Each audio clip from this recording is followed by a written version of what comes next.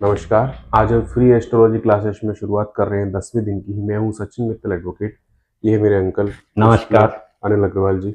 नमस्कार वकील साहब। स्वागत है आपका। आज हम क्या सीखेंगे 10वें दिन में? आज से हम नया चैप्टर शुरू कर रहे हैं जी। कि जो 9 ग्रह हैं ये हमारे जीवन में किस प्रकार से कार्य करते हैं और उसका हम किस प्रकार से अपने लिए ज्यादा अच्छा उपयोग ले सकते हैं ताकि हमें जीवन में कभी कोई परेशानी ना हो। तो जो हमने एपिसोड डे 2 से लेकर के डे 9 तक जो सीखा, वो बेसिक इंफॉर्मेशन हमारे पास में आ गई, बेसिक आ गई। अब आगे से हम जब कुंडली का अध्ययन करना चाहेंगे तो हमें कैसे देखनी होती है कुंडली, या आपका कोई सवाल है तो उस सवाल का कारकत्व तो किस ग्रह के पास है, उस ग्रह से हम उस भाव को देख सकते हैं। वो तो हमने सीख लिया था तीसरे दिन। नहीं, देखो क्या होता है कि एक भाव होता है, ये हमने सीखा कि भाव क्या क्या हमें देते हैं। तो एक तो हम भाव देखेंगे, दूसरा ग्रह क्या देते हैं ये सीखा। आज उस ग्रह को हम अपने लिए उपयोगी कैसे बना सकते हैं वो सीखेंगे, इसके बारे में जानेंगे। तो हम आने वाले 9 दिनों में 9 ग्रहों के बारे में सीखेंगे कि इन 9 ग्रहों के अपने लिए उपयोगी कैसे बना सकते हैं। तो अब ये आज से एक नई जनवरी 9 दिन के लिए शुरू हो रही है जी। तो सबसे पहले हम सूर्य ग्रह को लेते हैं। सूर्य चूंकि ब्रह्मांड में जो ग्रह है उनमें राजा कहलाते हैं, अग्नि तत्व है सूर्य और स्थिर स्वभाव के हैं, क्योंकि सूर्य के पृथ्वी ही चक्कर लगाती है, सूर्य अपनी जगह स्थिर है। तो ये क्या बताते हैं हमें? ये बताते हैं कि एक तो व्यक्ति को अपने जीवन में स्थिर रहना चाहिए, स्थिरता के साथ व्यक्ति ज्यादा अच्छे प्रभाव दे सकता है। दूसरा, सूर्य बताते हैं कि स्वयं की ऊर्जा को सदा लोगों को प्रकाश दिखाने के काम में आनी चाहिए, उजाला देना चाहिए, एक दिशा निर्देश देने के लिए ही आप राजा बनते हैं। यदि आप राजा हैं तो प्रजा होगी तब राजा होंगे, तो प्रजा आपसे यही उम्मीद करती है कि आप उनका मार्गदर्शक बने, और सूर्य यही काम करते हैं। सूर्य समय की पाबंदी को भी सिखाते हैं। आज हम अपने जीवन में समय की बहुत दुरुपयोग करते हैं, जबकि हमारे पास समय ही सीमित है। हमारे जन्म से लेकर मृत्यु तक का समय एक निश्चित समय है, हमें नहीं पता कितना समय है, लेकिन वो एक निश्चित समय है। तो उसका ज्यादा से ज्यादा कैसे उपयोग किया जा सकता है वह सूर्य हमें सिखाते हैं, क्योंकि सूर्य के उदय होने का और अस्त होने का एक निश्चित समय है। वो तो चंद्रमा का भी है। नहीं, चंद्रमा का उदय होने और अस्त होने का समय निश्चित नहीं है। वो तो सूर्य का भी हर दिन उदय होना और उदय घटता रहता है। हाँ, डे वाइज आप यदि अपनी पृथ्वी की दूरी से देखते हैं दोनों का ही सूर्य चंद्रमा दोनों का ही उदय और अस्त टाइम अलग अलग होता है, लेकिन सूर्य प्रकाश देता है, चंद्रमा सूर्य से प्रकाश लेता है। चंद्रमा रात का कारक ग्रह है, सूर्य प्रकाश देता है। तो मतलब उदय और अस्त होने का निश्चित समय सूर्य से हुआ, मुझे समझ में नहीं आया, थोड़ा सा उसको क्लैरिटी के साथ। ये आपको टाइम बीइंग सिखाता है कि कौन से कार्य को कब करना चाहिए, उसका अपना एक टाइम निश्चित होना चाहिए। हम जो लापरवाही करते हैं उससे हमारे काम में डिले होता है, और उस काम के डिले होने से हमें उससे मिलने वाले प्रभाव भी प्रभावित होते हैं।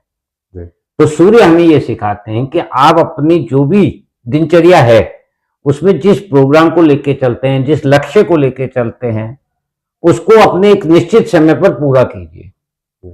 आज आप देखेंगे कि हमारी लाइफ में हमारे जितने भी सेक्टर्स हैं वहां हम अपने काम के लिए 2 मिनट के लिए हमें 2 घंटे लगाने पड़ते हैं, हमारा काम नहीं होता है, कभी कोई सीट पर नहीं मिलता है, कभी सर्वर डाउन होता है, कभी लाइन ज्यादा होती है, भीड़ ज्यादा होती है, कभी सामने वाला व्यक्ति काम करने के उद्देश्य में नहीं होता है, कभी छुट्टी पर होता है। तो ये जो समय वेस्ट हो रहा है, ये समय जो वेस्ट हो रहा है, ये आपके जीवन के समय को कम कर रहा है।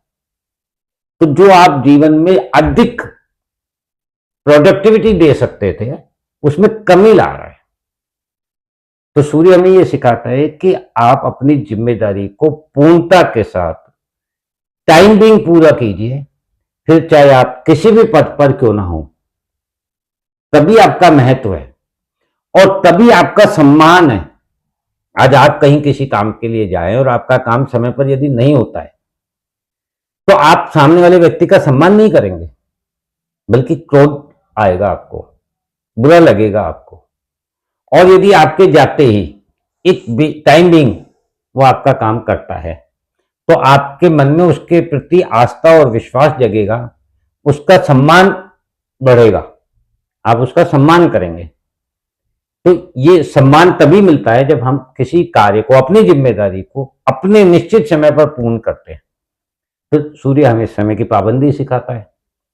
ठीक इसी तरीके से सूर्य जैसे कि राजा है, ऑथोरिटी है, अधिकार है, तो घर में घर का अधिकार किसके पास है? पिता के पास।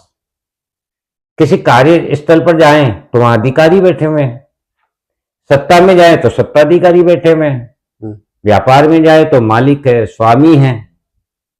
तो यदि हम उनका सम्मान करेंगे, जैसे हम घर में हैं और हमारे पिता एज ए सूर्य है और हमारी कुंडली में मान लीजिए सूर्य खराब है, जो हम बर्थ चार्ट में लेकर के आए हैं, अब उसका अच्छा प्रभाव कैसे प्राप्त करें? तो हम अपने घर से ही शुरू करें। सबसे पहले अपने टाइम को पाबंद करें, उठने का समय, सोने का समय, काम करने का समय एक निश्चित करें। उसके बाद सूर्य को यदि हम जल चढ़ा सकते हैं, अर्पण कर सकते हैं, उनकी याचना कर सकते हैं तो बहुत अच्छा है। नहीं तो घर में पिता हैं, उनका सम्मान करें। बड़े हैं जो भी, जो आदरणीय हैं, सम्माननीय हैं, पूजनीय हैं, उनका सम्मान करें। अपने कार्यस्थल पर अपने अधिकारियों का सम्मान करें। यदि व्यापार में हम सेवक हैं तो अपने मालिक का, स्वामी का सम्मान करें। यदि हम सत्ता में हैं या प्रजा में हैं तो सत्ताधिकारी का सम्मान करें। तो फिर सूर्य हमें भी एक अच्छा प्रभाव देगा। ओके, आपका कहना है कि जैसे किसी का सूर्य अगर वीक है, जी हाँ, और उसको सूर्य जैसे करियर को दिखाता है और किसी का करियर नहीं चल रहा, अच्छा नहीं हो रहा, हाँ, तो आपका कहना है कि सूर्य को मजबूत करने के लिए घर में पिता भी सूर्य के जैसे होते हैं, कार्यस्थल में आपके अधिकारी सूर्य स्थल के जैसे होते हैं, जी हाँ, व्यापार में मालिक, स्वामी, सत्ताधिकारी, तो आप इन सबको सम्मान देना शुरू करें तो सूर्य बलवान होगा। बलवान। और अपना टाइम, सोने और उठने का टाइम, कार्य करने का, लेट लतीफी ना अपनी जिम्मेदारियों को पूर्ण करने का, तो वो सूर्य उससे और भी मजबूत हो जाएगा, निश्चित रूप से। तो जब सूर्य पावरफुल हो जाएगा तो फिर वो आपको शुभ फल प्रदान करेगा। क्योंकि जो सरकारी नौकरी है, यदि हम अपनी, और अगर उल्टा करते हैं, अपमान करते हैं माता पिता का या तो अपने अधिकारियों का, हमें अपयश प्राप्त होगा, तो फिर सूर्य नेगेटिव हो जाएगा, नेगेटिव हो जाएगा। या लेट उठते हैं तब भी नेगेटिव हो जाएगा। तो आजकल तो बहुत सारे जो लोग हैं उनका करियर अच्छा चल रहा है, वो 10-10 बजे सो के उठते हैं। हाँ, आप जैसे करियर कह रहे हैं, वास्तव में उनको बाकी के स्थानों पर बहुत समस्याओं का सामना करना पड़ रहा है।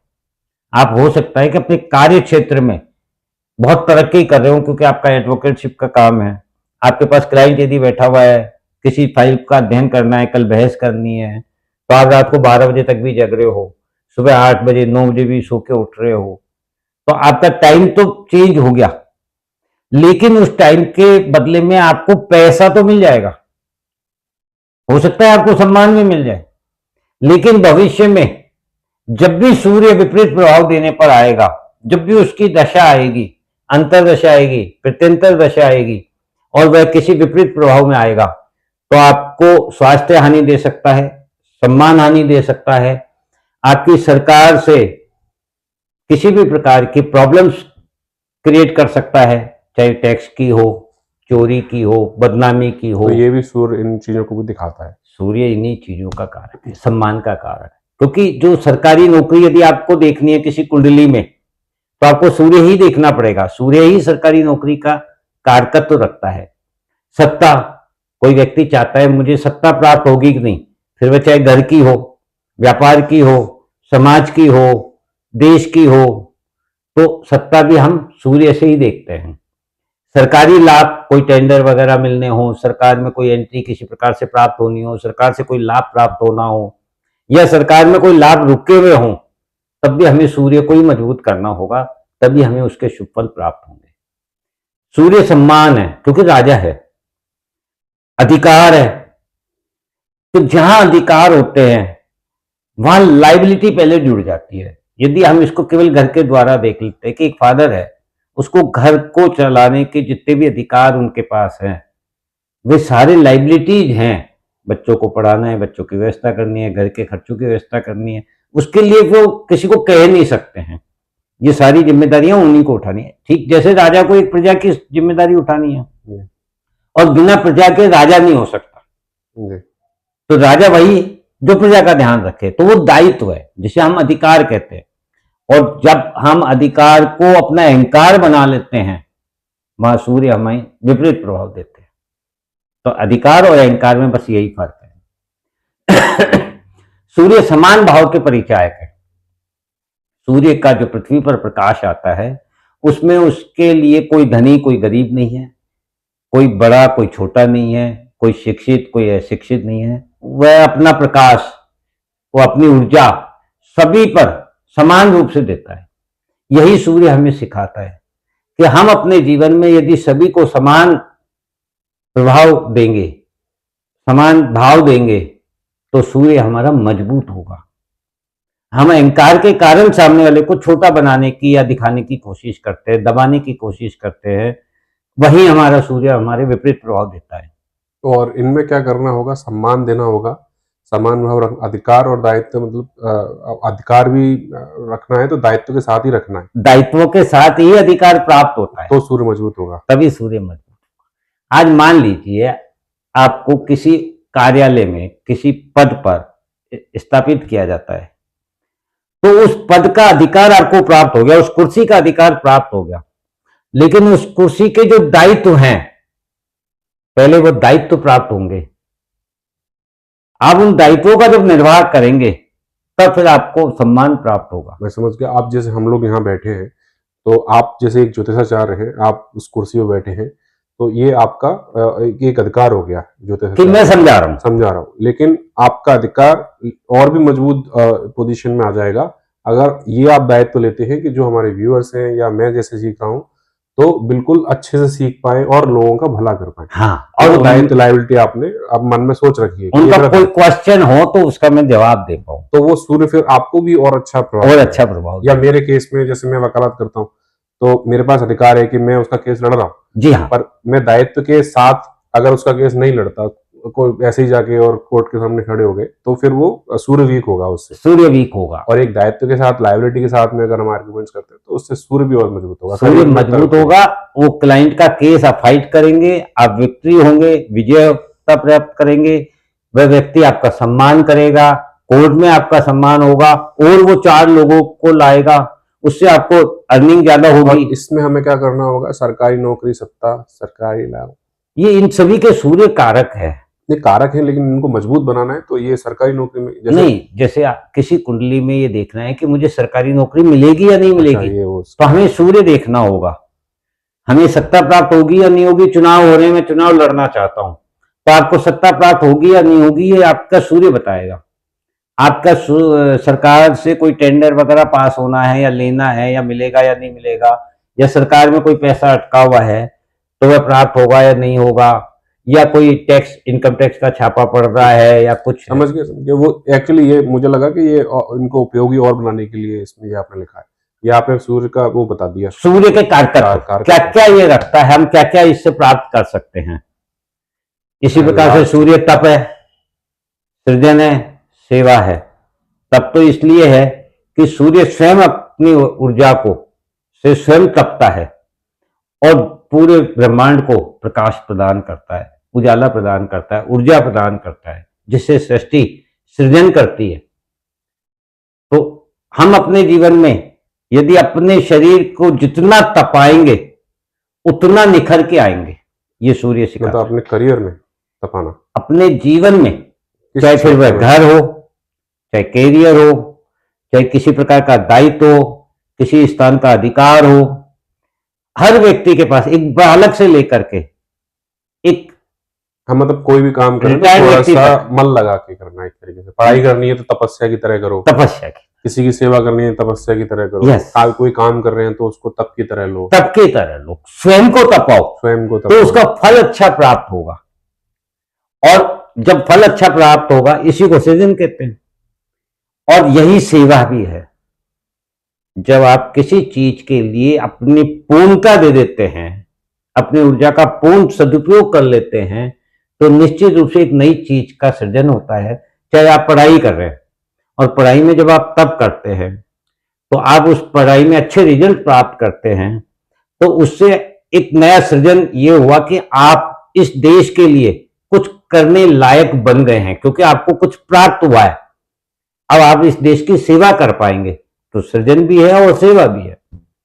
तो इनमें कहीं भी आपको कोई रुकावट आ रही है तो आप अपनी कुंडली में अपने सूर्य को देख सकते हैं, सूर्य का उपाय कर सकते हैं, अपने बताया उस प्रकार से आप सूर्य को मजबूत कर सकते हैं और इनका शुभ फल प्राप्त कर सकते हैं।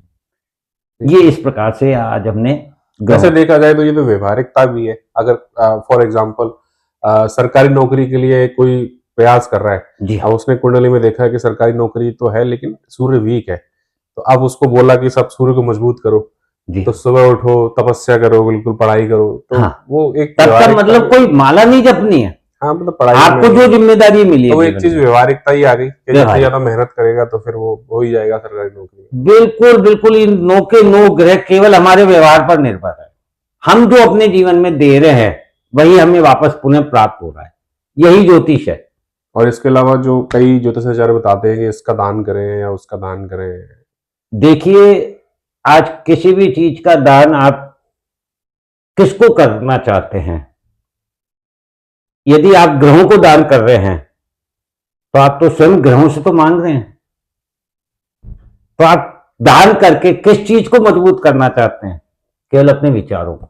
तो आपका कहना है दान करने से वो ग्रह मजबूत नहीं होंगे? दान करने की बजाय जो सेवा बताई गई है वो सेवा की जाए।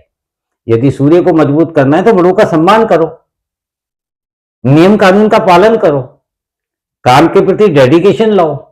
ये सब नहीं, कई लोग बताते हैं कि कोई और ग्रह राहु के लिए शायद काले कुत्ते को ब्रेड खिला दो या ये सब। निश्चित रूप से देखिए, आज जितने भी ज्योतिषाचार्य हैं वो उपाय बताते हैं, और उसका सबसे बड़ा कारण यह है कि हम लोग उन्हें मजबूर करते हैं उपाय बताने के लिए। और पंडित जी महाराज जी गुरुदेव, आप तो मुझे ऐसा कोई इलाज बता दो कि बस मैं रातों रात ठीक हो जाऊं। जैसे हम शायद वो इस बहाने लोगों की सेवा भी करवा लेते हैं कि ऐसे तो ये करते नहीं। ये एक माध्यम है, ये एक माध्यम। जी हाँ।